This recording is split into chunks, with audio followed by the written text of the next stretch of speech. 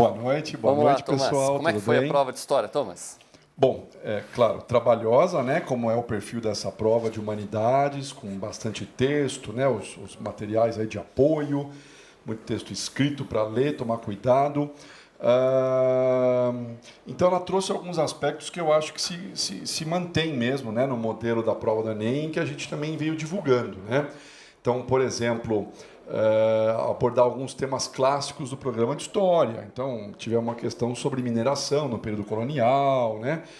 Nada assim, na escolha do repertório, né? Nada assim muito estranho para quem está habituado aí, né? Tá em contato com o programa de história do ensino médio. Uma outra coisa também que eu acho que se consolidou, né? Não é o tempo todo, mas tem um tipo de questão que eu acho assim que é do Enem, né? Um modelo de questão do Enem, por exemplo, a questão 58, em que você tem dois textos para comparar, né? E aí precisa verificar lá, né? Eventualmente, às vezes a comparação pode ser para perceber a diferença, a semelhança, ou, como também é comum, né? Depois da leitura dos dois textos, procurar na alternativa qual a palavra-chave que se refere, né, respectivamente a cada texto. Eu acho que isso é um modelo assim de questão do Enem, né?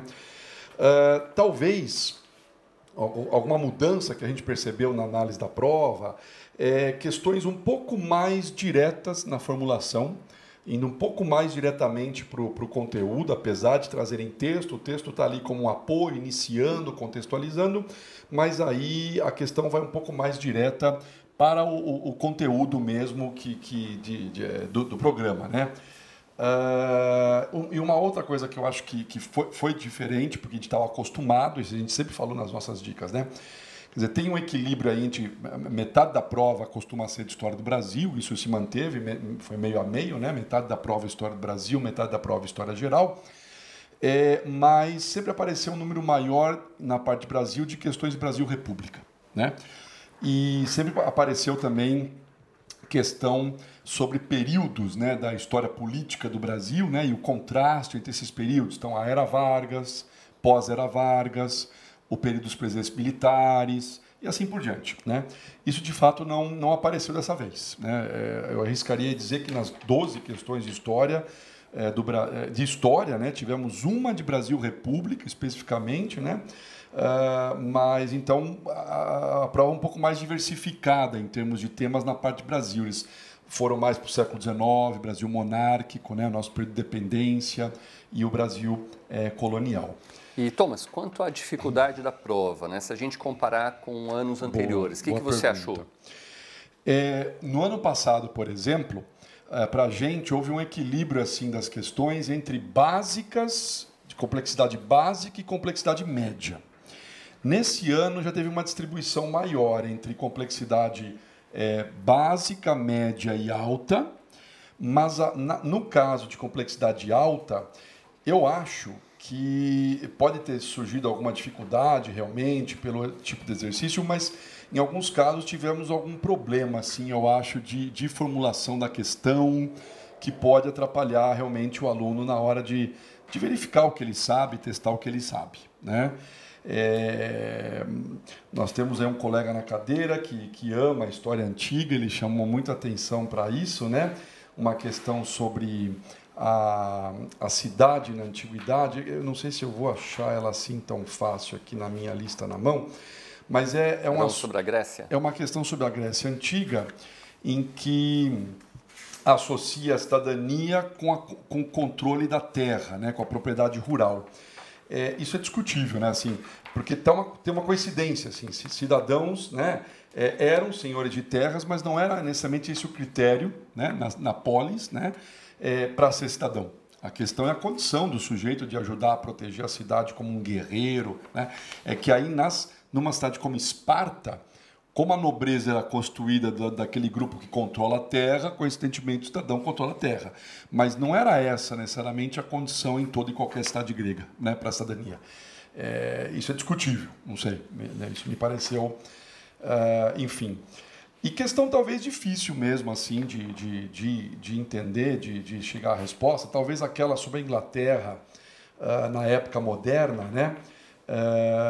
Porque tem questões alternativas muito próximas, mas isso a gente sabe que é uma característica de questão teste, especialmente do Enem, né, de você ter os distratores, uma alternativa que está aparentemente muito correta, mas talvez não tão de acordo com o texto, né, e a situação colocada ali, que, no caso a questão 74 para a gente, né, que se trata da disputa ali por domínios na América, riquezas da América, mas, claro, a Inglaterra está buscando espaço nas relações comerciais mundiais, no comércio marítimo, e isso pode levar o aluno a letra E. Aí tem que tomar cuidado com a palavra fortalecer, porque como isso está tudo muito no começo, não está consolidado, não sei se está para falar em fortalecer.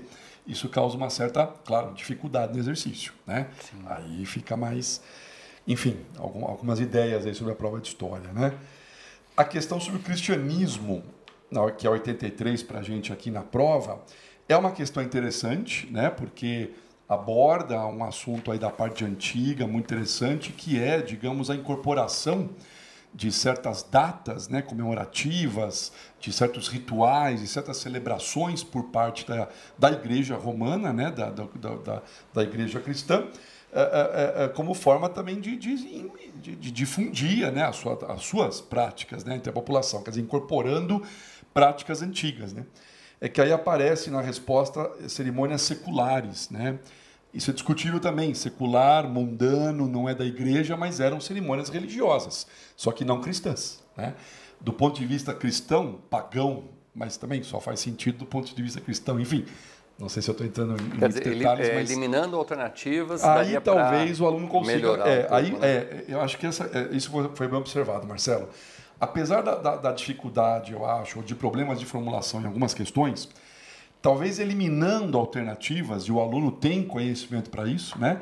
Quando ele se situa na questão, usando material de apoio, quer dizer, eliminando as questões, as alternativas impossíveis, né? Aí ele vai falar, bom, a intenção do exercício é essa, né? Mesmo que haja aí alguma restrição no vocabulário, no conceito, isso pode gerar discussões, eu acho, entre os colegas professores aí, né? E professor é meio chato, né, Marcelo? Sempre, é mais chato. Aluno não é tão chato assim, não. Professor é mais chato. A gente é muito minucioso e fica procurando pelo em ovo aí. Que, graças a Deus, nossos alunos se viram muito melhor numa prova. Mas é legal eles olharem, né, lá no Etapa Resolve e lá tem os comentários, né, sem dúvida nenhuma. Ali a gente faz os comentários desses cuidados que a gente acha que precisam ter. Maravilha, Tomás. Tá bom? Muito obrigado, Tomás. Muito obrigado aí pela oportunidade, um grande abraço para vocês e boa prova no próximo final de semana também, né? Estamos na torcida aí, gente. Tchau, tchau. Valeu.